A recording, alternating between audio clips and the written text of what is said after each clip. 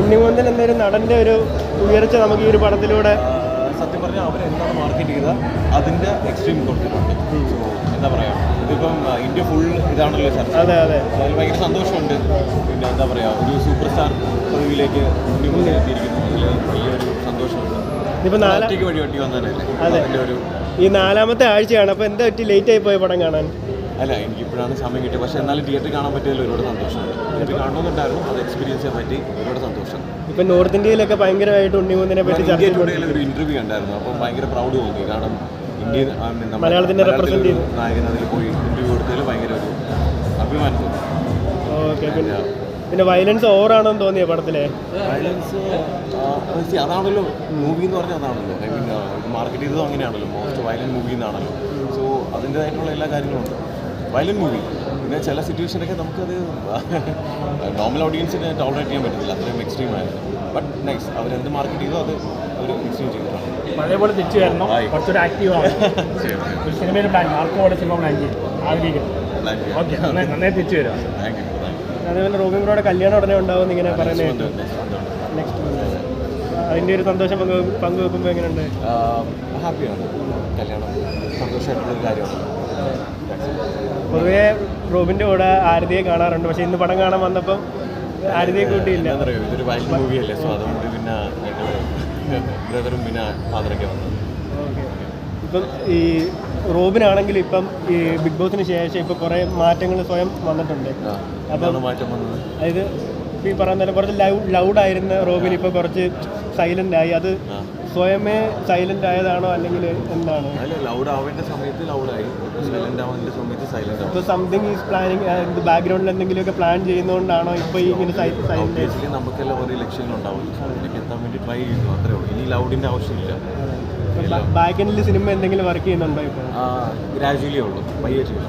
എന്തായാലും ഒരു പടം ചെയ്യണമെന്നുണ്ട്, അത് പയ്യെ ചെയ്യാമെന്ന് വിചാരിച്ചു. കാരണം റോബിൻ്റെ പ്രേക്ഷകരെ സിനിമ അനൗൺസ് ചെയ്തപ്പോൾ തൊട്ട് കാത്തിരിക്കുകയാണ് സിനിമ ഇറങ്ങാതിരിക്കട്ടെ. എന്തായാലും ഒരു പടം ചെയ്യും. ഉറപ്പായിട്ട് ചെയ്യത്തില്ല എന്ന് പറഞ്ഞിട്ട് ചെയ്യുമ്പോഴാണല്ലോ അതിൻ്റെ ഒരു. അല്ലെങ്കിലും കാത്തിരിക്കുന്ന ആരാധകർക്ക് എന്താണെങ്കിലും റോബിൻ്റെ പടം ബിഗ് സ്ക്രീനിൽ കാണാനൊരു ആഗ്രഹം ഉറപ്പായിട്ടും ചെയ്യും. അതപ്പോൾ നല്ലൊരു സ്റ്റോറി, നല്ലൊരു എന്താ പറയുക സ്ക്രിപ്റ്റ്, നല്ലൊരു രീതിയിൽ ടെക്നീഷ്യൻസിൻ്റെ അണ്ടറിൽ ചെയ്യണമെന്നുണ്ട്. അതിപ്പം സ്വന്തമായിട്ട് തന്നെ വന്ന് ചെയ്യും. പിന്നെ മറ്റെന്തെങ്കിലും വിശേഷങ്ങൾ എന്താണ് ഇപ്പോൾ നമ്മളോട് എക്സ്ക്ലൂസീവായിട്ട് പറയാൻ പറ്റിയത്? പിന്നെ എന്താ പറയുക, ഇപ്പോൾ സോഷ്യൽ മീഡിയയിൽ തന്നെ ഇപ്പം കമൻറ്റ്സ് ആണെങ്കിലും ഈ പറഞ്ഞ കണക്ക് പല വിവാദങ്ങളും ഇപ്പോൾ നടക്കുന്നുണ്ടല്ലോ. സോ അതിൻ്റെ ഒരു കൺട്രോൾ എന്തായാലും നമ്മൾ ഗവൺമെൻറ് കൊണ്ടുവരണമെന്നൊരു ആഗ്രഹമുണ്ട്. കാരണം ആർക്കും എന്ത് ഫേക്ക് ഐഡിയും ക്രിയേറ്റ് ചെയ്തിട്ട് ആരെയും എന്തും പറയാമെന്നുള്ളൊരു കാര്യമുണ്ട്. സോ അത് അനുവദിക്കാൻ പാടില്ലാത്തൊരു കാര്യമാണ്. അതിൽ കുറച്ച് റെസ്ട്രിക്ഷൻ കൊണ്ടുവരണമെന്നൊരു ആഗ്രഹമുണ്ട്. അത് നമ്മുടെ ഗവൺമെൻറ് തന്നെ തീരുമാനിക്കണം, അല്ലേ? അല്ല, ആരെയും കയറി എന്തും പറയാനുള്ള ഹെൽത്ത് ക്രിറ്റിസിസം ഓക്കെയാണ്. പക്ഷേ ഇതേപോലെ നെഗറ്റീവ് കമൻറ്റ്സ് ഇടുന്നതും ചീത്ത വിളിക്കുന്ന ആൾക്കാരൊക്കെ ഉണ്ടെങ്കിൽ അത് ഒബ്വിയസ്ലി റെസ്ട്രിക്റ്റ് ചെയ്യണം. കാരണം ഇതൊന്നും ദുബൈ നടക്കത്തില്ലല്ലോ, അതേപോലെ നമ്മുടെ നാട്ടിൽ നടക്കണം.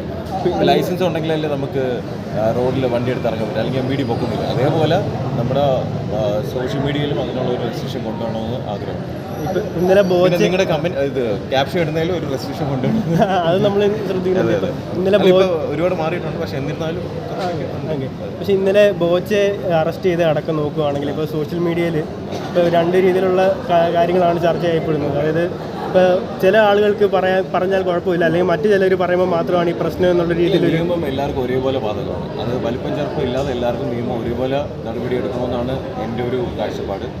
സോ അത് എല്ലാവർക്കും അതേപോലെ തന്നെ ഉണ്ടാവണം. പിന്നെ ഞാൻ പറഞ്ഞില്ലേ, ഇതിപ്പോൾ ഒരു വാണിംഗാണ്. ഇതേപോലെ ഇനി ആര് ചെയ്താലും അവർക്കും ഇതേപോലെയുള്ള കാര്യങ്ങൾ ഉണ്ടാവണമെന്ന് ആഗ്രഹിക്കുന്നു. ഇപ്പോൾ ഹണി റോസ് കേസ് കൊടുത്തത് കൊണ്ടാണ് ഇപ്പോൾ ബോച്ചെ അടക്കമുള്ളവർക്കെതിരെ കേസ് വന്നിരിക്കുന്നത്. ഇപ്പോൾ ഇതിനു മുമ്പ് റോബിൻ ഒരു താക്കീത് കൊടുത്തിരുന്നു, എനിക്കെതിരെ ഇതേപോലെ ആരും ഇനിയും ചെയ്ത് കഴിഞ്ഞാൽ കേസ് കൊടുക്കുന്നു. പക്ഷേ റോബിൻ അത്തരത്തിലൊന്നും കേസിലേക്ക് പോയില്ല. പോയാലും അതിൻ്റെ ഒരു എക്സ്ട്രീമില്ല. എത്ര പേരെന്ന് പറഞ്ഞില്ല. എന്തായാലും ഇപ്പോൾ ഒരു സ്റ്റാർട്ട് വന്നല്ലോ, അത് തന്നെ വലിയ കാര്യം. ഇതിൽ ഇനിയിപ്പോൾ കമൻറ്റ് ചെയ്യുന്നവരെല്ലാവരും ഒന്ന് ശ്രദ്ധിക്കത്തില്ലേ? ഉറപ്പായിട്ട്. കാരണം ആരുവാണെങ്കിലും എപ്പോൾ ആണെങ്കിലും പിടിക്കപ്പെടാം. എനിക്ക് ആ ഒരു മനുഷ്യനെ പിടിച്ചുകൊണ്ട് പോകണ കണ്ടപ്പോഴത്തേക്ക് വിഷമം തോന്നി. കാരണം അനാവശ്യമായിട്ടുള്ള കാര്യമായിരുന്നു. ആവശ്യമില്ലാത്ത കാര്യത്തിൽ ഇടപെട്ടിട്ടല്ലേ ഇതേപോലെ പോയത്. അതുകൊണ്ട് എല്ലാവരും മോണിറ്റർ ചെയ്യുന്നുണ്ട്. ആരുവാണെങ്കിലും എപ്പോഴാണെങ്കിലും എന്ത് ചെയ്യാം, പിടിക്കപ്പെടാം. അതുകൊണ്ട് ശ്രദ്ധിച്ചൊക്കെ സോഷ്യൽ മീഡിയ യൂസ് ചെയ്യുക. അത്രയോ. ഞാൻ പറയേണ്ട ആവശ്യമില്ല, എല്ലാവർക്കും അറിയാവുന്ന കാര്യം തന്നെയാണ്. പിന്നെ അതിൽ സോഷ്യൽ മീഡിയയിൽ ഒരു ലിമിറ്റ് വെച്ചിട്ട് എല്ലാവരും റെസ്ട്രിക്ഷൻ കാര്യങ്ങളൊക്കെ വെച്ച് ഗവൺമെൻറ് അതിൻ്റേതായിട്ടുള്ള കുറച്ച് കാര്യങ്ങൾ കൊണ്ടുവരണമെന്ന് ആഗ്രഹിക്കുന്നത്.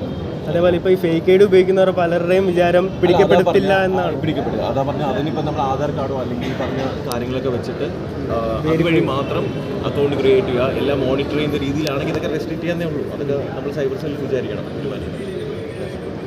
അപ്പോൾ ഓൾ ദി ബെസ്റ്റ്. അപ്പോൾ താങ്ക് യു.